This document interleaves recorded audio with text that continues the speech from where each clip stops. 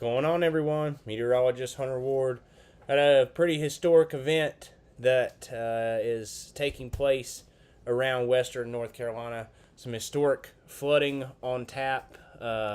Already kind of primed the area with 6 to 10 inches of rain. Expected another 4 to 6 around Asheville, 6 to 10 along the Blue Ridge Escarpment, and then from there we will really have a tough situation as wind gusts pick up. We move towards a kind of real dangerous situation with gusting over 60 miles per hour, saturated soil, and just a mess that I think is going to unfold between the hours of 5 a.m. and 10 a.m. Winds are going to pick up starting around, 2, 3. It's a little hard to say. Some of the higher elevation locations are already seeing those winds pick up, but they'll translate down as the system gets closer. As we turn to 8, 9 a.m., I think we're going to see gusts. Some models are showing 75 mile per hour gust and these are wind gusts, not sustained winds, but, and just sustained wind, something that's consistent. So we're probably going to see sustained gusts of 20 or sustained winds of 20 miles per hour, gust up to 60, 65 miles per hour. So those gusts will be, so rainfall totals, they range around the area. I see Tyler chiming in. Some locations have seen 6 to 10 around the Asheville. We've heard 14 or so or more down in the Brevard Toxaway area, and another 6 to 10 on the way for those locations. So let's go ahead, turn around to my screen.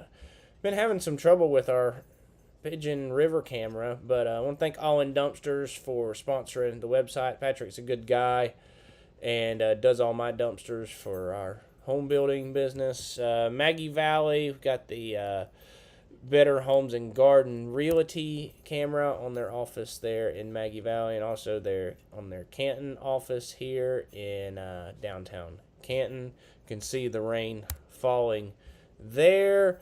And bannerelk.com live camera. Like I said, those winds are starting to pick up. You can see in those higher elevation locations, this is going to be consistent for the next at least 12, 14, 15 hours for this location. Those winds will begin to translate down below into the lower elevations here very soon. So some concerning things. We'll check out the hydraulic projections for the Pigeon River in Canton, projecting a crest of 19 feet here as tomorrow progresses around 2 p.m.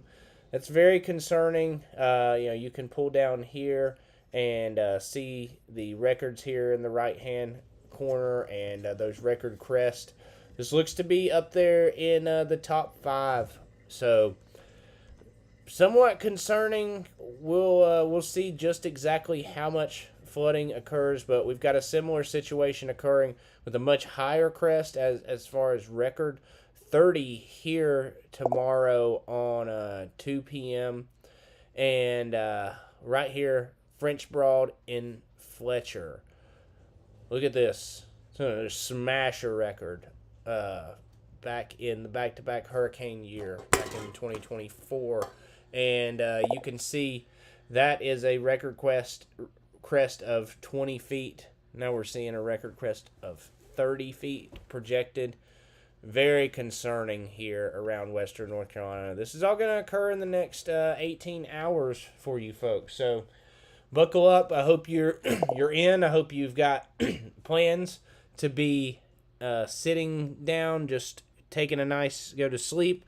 Wake up around 4 or 5 a.m. Be prepared for this system to move in. Do what you have to do to clean up, and then we can move on with our lives.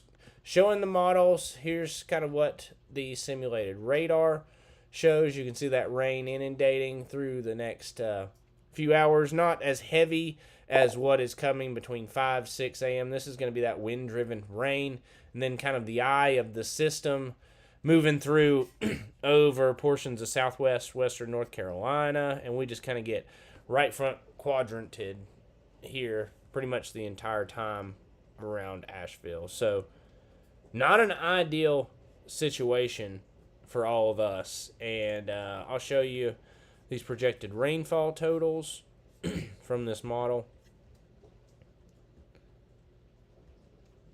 Here you can see 4.2 higher totals as you go to the on the Blue Ridge Escarpment.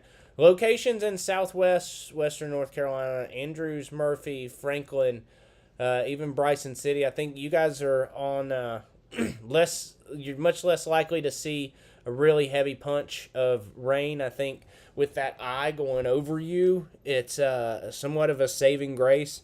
Most of the rainfall is going to funnel itself. Look at this total up in Boone, 10 inches of rain still. So still, as the morning progresses, I think, this will be around 2 p.m. where it'll be ending in Boone, as they're a little bit farther north than the Asheville area.